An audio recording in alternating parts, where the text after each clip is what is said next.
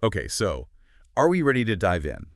Because today's topic is a big one. We're talking gig work. Hmm. And can it, ever really be fair? I mean, we're talking about algorithms calling the shots, people clocking in for companies that aren't even technically their employers. It's a whole new world out there. And you, our amazing listeners, sent in a ton of stuff on this. Research, opinions, even some global stats that frankly kind of blew my mind. What's fascinating to me is how much of the tech feels very now, very 21st century. But the desire for this kind of work, that's not new at All all. right. Like even that term gig economy, it sounds so modern. But then I was reading that gig, as a word, goes way back to like 1950s jazz musicians. Yeah. And even before that, in 1952, I think it was, Jack Kerouac, the beat writer, he actually called a temporary railroad job a gig in his writing. So it makes you wonder, were people already craving this kind of short-term independent work even before apps and everything made it so accessible? It's a really good question. So, okay, we've got this deep human desire for flexibility on one hand, but then this whole tangled web of issues on the other: worker rights, the role of tech, and whether any of it can ever truly be a level playing field. But before we even go there, let's define things. What are we even talking about when we say gig work today? That's the thing. It's almost like a chameleon. It changes depending on who's defining it, what their agenda might be. I guess the common thread is that instead of the traditional setup, employer and employee, there's this third party, usually a digital platform of some sort, connecting workers directly to tasks or clients. Like Yeah. your Ubers, your Deliveroos, TaskRabbit. So instead of being, say, a waiter hired by a restaurant, you're a delivery driver linked to people who want food through an app. Exactly. It's like they've cut out the, what do they call it, the middleman. Yeah, and that's where that whole Uberization thing comes in. Right. It's disrupting entire industries. Instead of you having to call a cab company, you're using an app to find a driver directly, often someone who's operating under a totally different rule book. And those rules, or the lack of them really, that seems to be at the heart of the fairness issue, right? Hmm. But I feel like Uberization is just one piece of this whole puzzle. I mean, Yeah. we're talking millions of people globally doing this kind of work. Everything from driving to like online freelancing. It's smart. Massive, yeah. In India alone, projections suggest over 23 million gig workers by 2029. This isn't just a trend. This is how work is changing, fundamentally. Okay, so we've got a handle on what gig work is. Yeah. Now let's get into the nitty-gritty. What are the pros and cons that everyone's always debating? Yeah. Because on the surface, it sounds kind of appealing, right? Flexibility, being your own boss. There's definitely a strong pull towards autonomy. People like being able to set their own hours, choosing projects that actually interest them, escaping that whole 9-to-5 grind. For working parents, people with disabilities, or anyone who wants a less traditional path, it makes sense why it's so appealing. Totally, I can see that.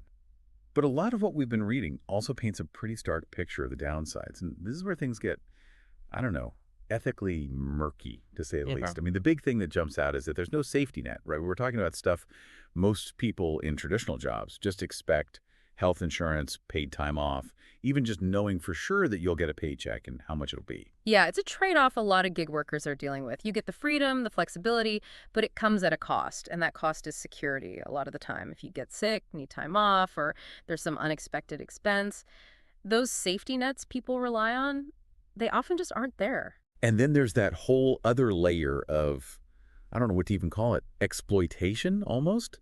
Like you've got all these people on these platforms all vying for the same gigs. It seems like it'd be easy to get stuck in this race to the bottom, taking lower pay or worse conditions just because you need the work. No, absolutely. It creates this environment of constant competition, workers feeling like they have to take on more than they can handle or accept less than they deserve. And it's a dynamic that really impacts those who are already at a disadvantage, people who don't have as much bargaining power. And then on top of all that, you've got algorithms actually calling the shots. It's kind of creepy when you think about it. This algorithm, not a person, deciding how much you make when you get work, if you even get to work on the platform at all. It's the reality for a lot of people doing this work, yeah. Think about the rating systems for like Uber or Deliveroo. Your income, your ability to even access work is often tied to those customer ratings, which, let's face it, can be subjective. They can even be unfair. Right. Like one bad review from someone who's just having a bad day, and it could totally tank your income for the week. Exactly. And it's not just ride sharing or deliveries, right? I was reading about content moderation. That's another area where algorithms have a ton of power. Oh, for sure. Imagine being a freelancer, right? You're online, you're getting paid to moderate content for some social media site, you're making judgment calls on what's okay, what's not, often dealing with stuff that's super disturbing, really offensive, and the whole time your performance is being judged by these algorithms that honestly might not even get all the nuances of what you're dealing with, of how humans actually interact. It's like having this digital boss, always watching, judging, never takes a break. Super unsettling when you put it like that. And it makes me think about the gender dynamics of it all, because I feel like on the surface, gig work could seem like this level playing field, but from what I'm reading, it's not that simple. Yeah, you've hit on something really important. This idea that the gig economy offers equal opportunity. It often just replicates, or even makes worse, the inequalities that already exist between genders. It's like that whole flexibility thing. It's a double-edged sword if you really think about it. Yeah. Like, yeah, a lot of what I read talked about how women are drawn to gig work because it's flexible, which, especially if you're juggling caregiving responsibilities, that flexibility can be crucial. But that flexibility, it's not always what it seems. I mean, think about surge pricing workers are basically incentivized to be available during peak hours, which might mean having to sacrifice childcare or other family stuff. So it's like, sure, be flexible, but only when we need you to be, even if it means putting your own needs second. Exactly. And it's not even just the scheduling, you know. There's research that shows that even when you're talking about tasks that seem gender neutral, women are still, on average, earning less than men on these platforms. Wait, so we're talking about the gender pay gap. Yeah. Like, that's rearing its ugly head again, even in this whole new economy. It's what the research suggests, yeah. One study I was looking at found that female Uber drivers, this was in the US, were earning about 7% less than men. And that's even when you factor in things like experience, driving time, all that. Ugh, it's just so frustrating. Like, no matter what, it's the same old inequalities just repackaged. It's something a lot of researchers are digging into right now. It makes you wonder if things will ever actually change. Right. And it gets even darker when you start thinking about safety, particularly for women in ride-sharing. Absolutely. I mean, you can't talk about this without talking about the very real dangers these women face. Working alone, often late at night, interacting with strangers. There are countless stories of harassment, assault, even violence directed at female drivers. And because of how they're classified, as independent contractors, they don't even have the same rights or protections as people in traditional jobs, right? It's a huge gap in the system, and it leaves these women extremely vulnerable. It's heartbreaking. And often they end up feeling like they have to put their safety second because they need the income. It's like we've just scratched the surface here, and we haven't even gotten to potential solutions yet. I mean, with more and more people entering the gig economy, how do we make this work? How do we make it fair? So we've talked about a lot of challenges. And it feels like this gig economy thing is only getting bigger, so what do? How do we actually make this work for everyone? Yeah, that's the question, isn't it? The good news is it's something a lot of people are trying to figure out. Policymakers, researchers, even some companies are starting to take this seriously. Well, that's good to hear, at least. One of the biggest battlegrounds is worker classification. How do we regulate this? Because right now it's this weird gray area, right? Like, are you an independent contractor or an employee?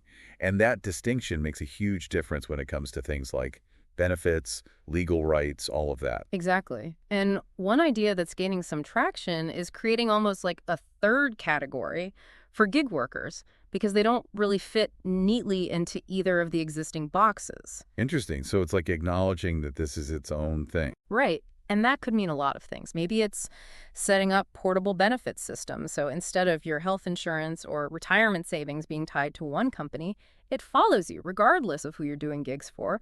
Or maybe it's establishing some kind of industry-specific standards because the challenges faced by, say, a delivery driver are going to be different from those faced by an online tutor. Right. That makes sense. It's like you can't just apply this one-size-fits-all approach because the work itself is so varied. And the exciting thing is we're already seeing some movement on this globally. Like in Europe, there have been cases where courts have said, nope, these gig workers, they're basically employees. They deserve the same rights and protections. Wow, that's a big deal. What about here, though? It feels like there's maybe a bit more resistance to, like, really shaking things up. It's true, there's definitely some hesitation. But we are seeing some shifts. I mean, look at California's Proposition 22. It was controversial, for sure, but it was trying to address some of these issues. It created a whole new classification just for app-based drivers. It wasn't perfect, but it did give drivers some guarantees, like a minimum wage and accident insurance. It'll be interesting to see what happens with that long term. like if other states follow suit or if it even goes national. Definitely. And it's not all about laws and regulations either. Technology itself can be part of the solution, you know? Oh, wow, so? Well, some platforms are starting to build in features that help smooth out income, because one of the big complaints with gig work is how unpredictable the pay can be. Right, totally. So maybe there are ways to create a bit more stability or even to connect gig workers with like discounted benefits packages from other providers. Okay, so it's like building a safety net, but digitally. I like it. Exactly. And the trick is to do that without taking away the flexibility and autonomy that people like about gig work in the first place. Because if you take those away, what's the point? Right. Exactly. And while all of those bigger picture things are being debated, I think it's been really encouraging to see all these smaller scale efforts popping up that are focused on empowering gig workers. Oh, yeah, I was reading about some of those. It's like there's this whole wave of worker-led organizations, online communities, advocacy groups, and they're doing great work. They're offering legal advice, skills training, even helping with collective bargaining. It's really inspiring to see people coming together like that. It almost feels like this is about something even bigger. It's not just about gig work. It's about what work is going to look like in the future for all of us. That's a great point.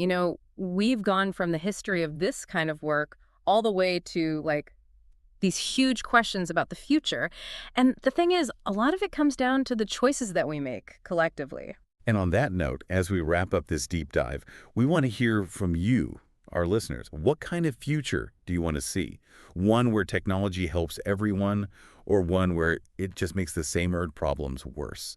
And I think being aware, being engaged, that's half the battle. It starts with conversations like this one. So keep learning, keep asking questions, and let's keep pushing for better. Couldn't have said it better myself. This isn't just about algorithms or labor laws. It's about building the kind of world we want to live in, and that's a conversation worth having everywhere. So thanks for joining us on this deep dive. We'll see you next time.